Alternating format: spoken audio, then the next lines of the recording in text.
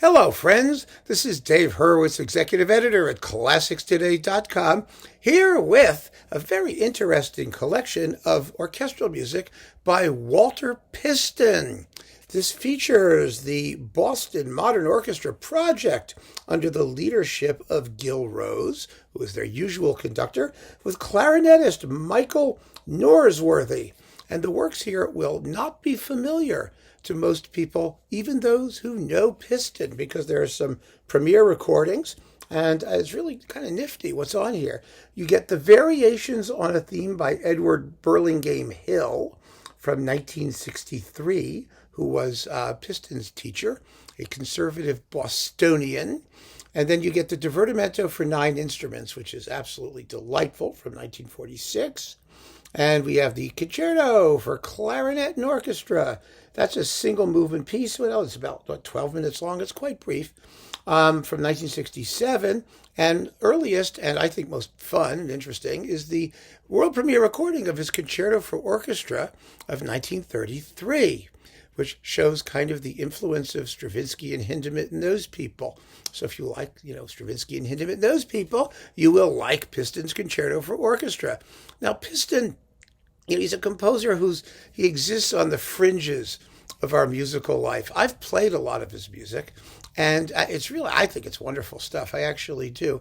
The best way to describe him is he was the American Roussel.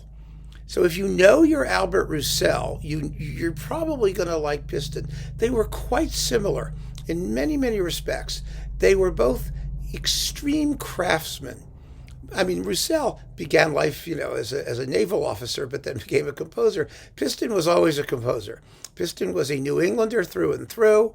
He was born, I think, in Maine or someplace like that. He wound up, moved to Boston, went to teach at Harvard, and stayed there the rest of his life.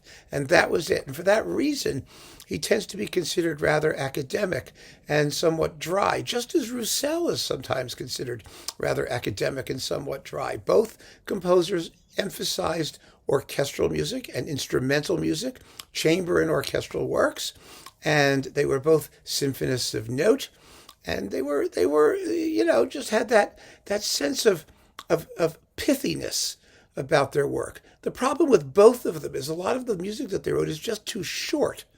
It's not ample enough so that you could program it very easily, and it's very laconic. It says what it wants to say, and then it just stops. And that's true, like I said, of both composers. And interestingly, the Roussel Third Symphony, his most famous symphony, was a Boston Symphony Orchestra commission, as was Piston's Sixth Symphony, which was, recorded by Charles Munch. It was written sometime later, but they're quite similar. There's not a note wasted in anything that Piston composed, or Roussel for that matter. And as a result of that, they don't have that sort of romantic expansiveness or modernist craziness, decadence. There's nothing like that. Their music is all about shapeliness of form, elegance of line, perfection of orchestration. Piston, of course, was famous as a textbook writer. His books on orchestration and harmony and whatnot are all in print and still used. He was the teacher, for example, of Leonard Bernstein, who repaid his teacher by conducting none of his music with any enthusiasm.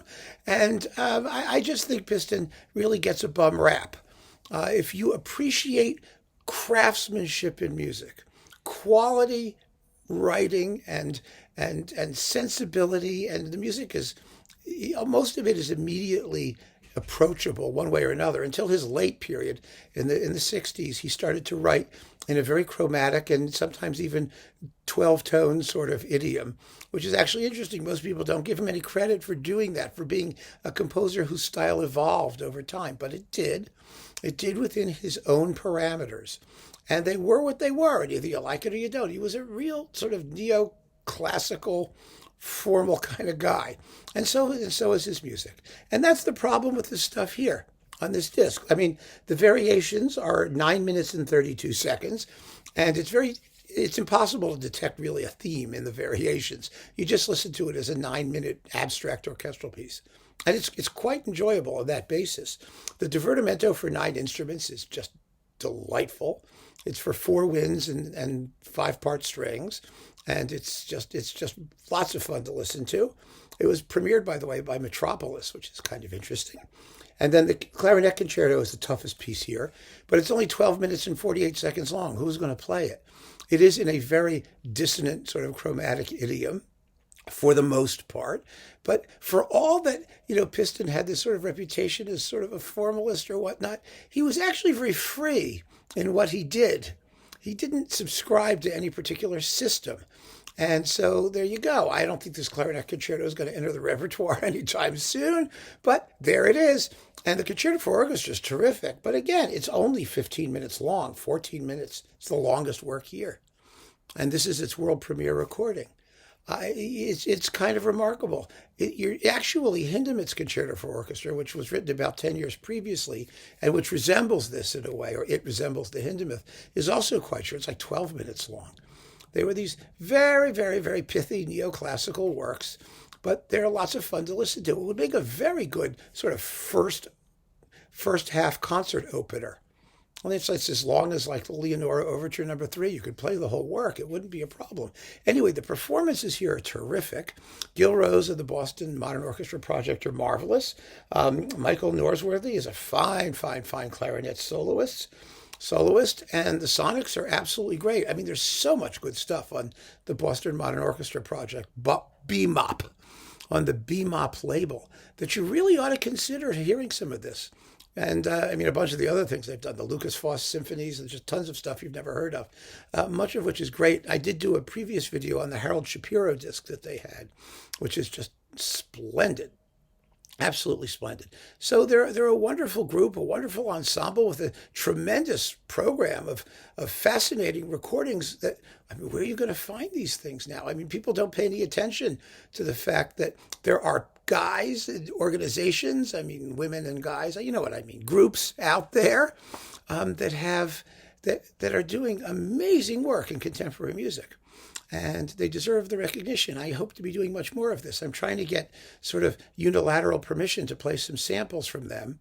And hopefully that will work. We'll see what happens. It's hard to get in touch with these people, and they're not very responsive. But you never know. Maybe they'll see this video, and BMOP, Mr. Rose, if you see this, contact me, please. And let's get something together so I can start talking about more of these recordings, because they really are wonderful. I would really like to do more. So there you are, my friends. Walter Piston, interesting orchestral works. Give it a shot. If you're into contemporary music, you won't be sorry that you did. Keep on listening, friends. Take care.